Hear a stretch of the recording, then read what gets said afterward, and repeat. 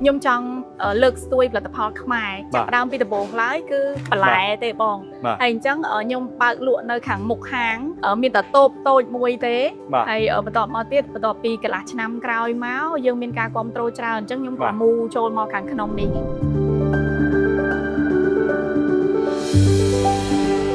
hai đầu ban chỉ chủng rình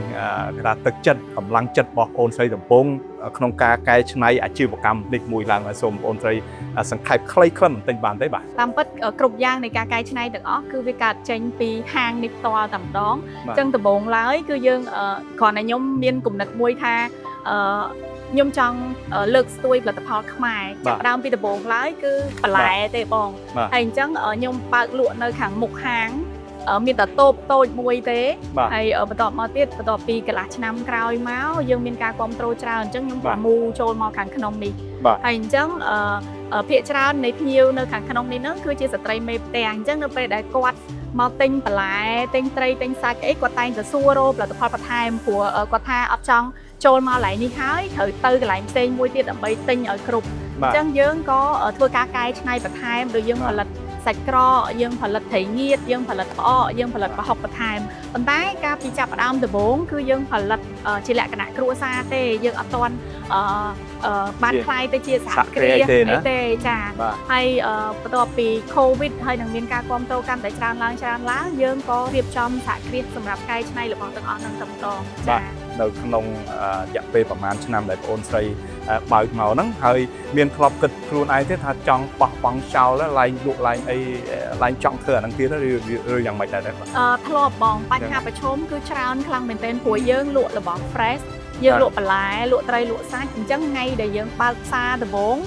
គឺយើងអត់មានមនុស្សចូលទេពួកអត់មានគេស្គាល់ហើយអញ្ចឹងបន្លែរបស់យើងអាយុកាលរបស់វាមានតែមួយថ្ងៃទេហើយអញ្ចឹងយើងត្រូវរើអាហ្នឹងបោះចោលទាំងអស់ហើយស្អែកឡើងយើងត្រូវទិញថ្មីស្អែកឡើងយើងត្រូវទិញថ្មីយើងត្រូវប្រើរយៈពេលហ្នឹងដល់ទៅ3ឆ្នាំបងបានគេចាបានគេចាប់ផ្ដើមស្គាល់គេចាប់ផ្ដើមអីយើងចា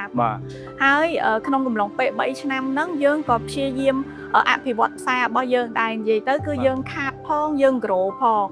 ចាយើងធ្វើមិនយើងចង់អតិថិជនដែលចូលមកគាត់ទៅប្រាប់អតិថិជនមួយទៀតថាមកទៀតមកកន្លែងហ្នឹងគឺគេមានរបស់ស្រស់ហើយកន្លែងហ្នឹងគឺគេលក់របស់សិតតែរបស់ខ្មែរហើយគេកែច្នៃខ្លួនឯងអញ្ចឹងបើសិនជាឧទាហរណ៍តែថ្ងៃទី1នៅពេលដែលបន្លែខ្ញុំខូចខ្ញុំនៅតែបន្តលក់ថ្ងៃទី2ទៀតអញ្ចឹងភ្ញៀវដែលគាត់ចូលមកគាត់នឹងទៅប្រាប់ភ្ញៀវម្នាក់ទៀតថាឈប់ទៅពួកអីមានតែរបស់អត់ល្អទេអញ្ចឹងខ្ញុំតស៊ូនឹងបោះឲ្យវ៉ាន់ចោលហ្នឹងរយៈពេល3ឆ្នាំបងអូ3ឆ្នាំមិនមែនជាការងាយស្រួលទេមិនមែនធម្មតាទេស្រីរតមានអ្វីចង់ចែកម្លែកទៅដល់សហគ្រិនថ្មីថ្មោងឬក៏សហគ្រិនដែលគាត់ចង់នឹងបង្កើតគាត់នឹងចង់ខ្លាយជាពលរដ្ឋសហគ្រិននឹងទៅថ្ងៃអនាគតដល់ខ្លីខាងមុខនឹងតើអ្វីជាសារផ្ដាំផ្ញើឲ្យពួកគាត់នឹងមានឆន្ទៈមានការតស៊ូមានការប្រឹងប្រែងមានអីអស់នឹងដោយសេរីរដ្ឋជោគជ័យម្ដងពេលនេះទៅបាទចាបងខ្ញុំសូមផ្ដាំផ្ញើដល់អ្នកដែលថ្មីថ្មោងគាត់ចង់បើកអាជីវកម្មឬក៏គាត់ចង់ធ្វើកន្លែងកែច្នៃសូមឲ្យគាត់ដោយការសិក្សាពីរឿងទាំងអស់ហ្នឹងបាច់មុននឹងធ្វើអញ្ចឹងណាបង